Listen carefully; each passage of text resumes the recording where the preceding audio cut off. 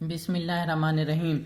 अस्सलाम वालेकुम। Welcome to my channel mister math. उम्मीद है आप सब खैरियत से होंगे।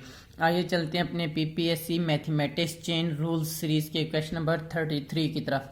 सबसे पहले हम क्वेश्चन समझते हैं, फिर चलते हैं इसके सोल्यूशन तक।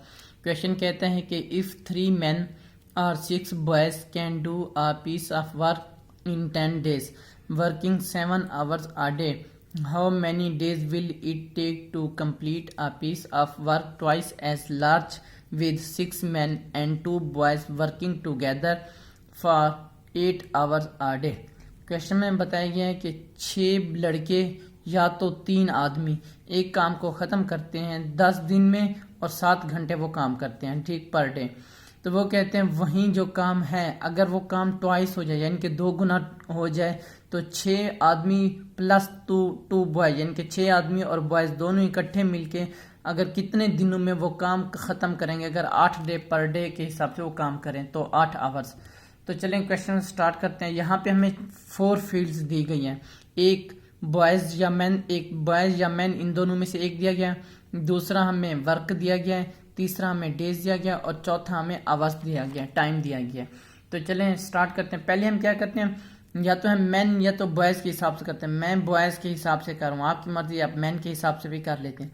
तो मैं बॉयज़ के हिसाब से करता हूँ। पहले हम बॉयज़ निकाल लेते हैं कि बॉयज़ हैं कितने।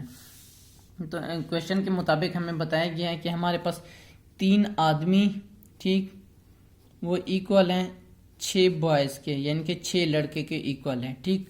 तो अब हमने क्या करना है, मैं बॉयज़ के हिसाब से कर रहा हूँ तो मैं निकाल लेता हूँ कि मैन कितने होंगे, यानी कि एक आदमी कितने लड़कों के बराबर होगा, 6/3 कर देंगे, ये 3 तरह के डिवाइड हो जाएगा, इतने बॉयज़ के इक्वल होगा। अब इसको सिंप्लीफाई करते हैं, 3 1 3 3 2 6 यानी कि एक आदमी जो बराबर है वो बराबर है 2 बॉयज़ के, ठीक, 2 बॉयज़ के बराबर है। और अगली स्टेटमेंट में क्या कहा गया था, कहा गया है कि 6 मैन एंड 2 बॉयज़, ये दोनों मिला के पहले हम ये कह लेते हैं कि 6 आदमी कितने लड़कों के बराबर होगा। एक आदमी इसके बराबर है तो यहाँ पे 6 आदमी, मैं यहाँ पे लिख देता हूँ 6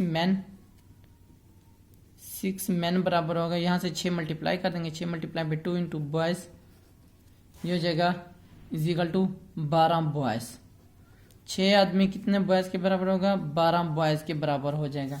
लेकिन हमें स्टेटमेंट में कहा गया है कि यहाँ पे आर नहीं है, यहाँ पे एंड है।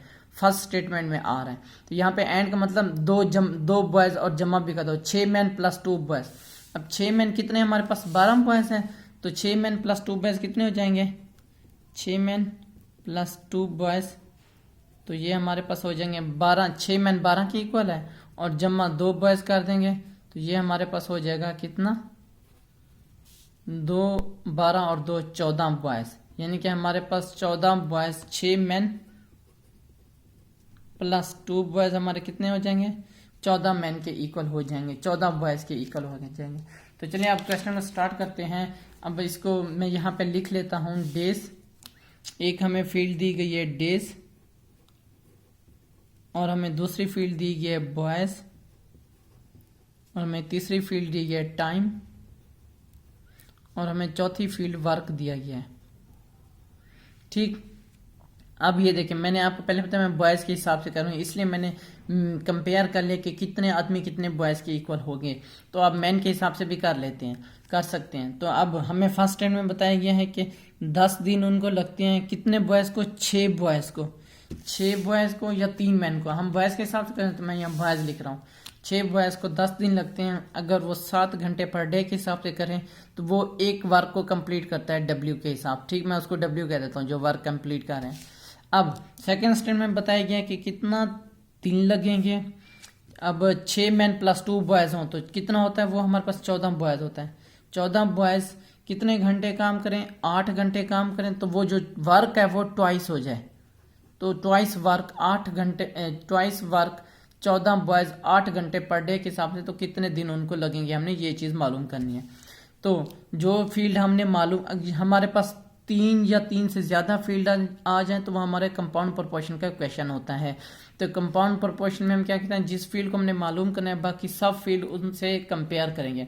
इस फील्ड को हम इस फील्ड से कंपेयर करेंगे तो देखते हैं क्या आता है, इनवर्स आता है या डायरेक्ट देख लेते हैं। ये देखें, 6 बॉयज़ 10 दिन में काम कर रहे हैं अब बॉयज बढ़ गए हैं, इनके काम करने वाले बढ़ गए हैं, ज़ाहिर सी बात है दिन कम हो जाएंगे।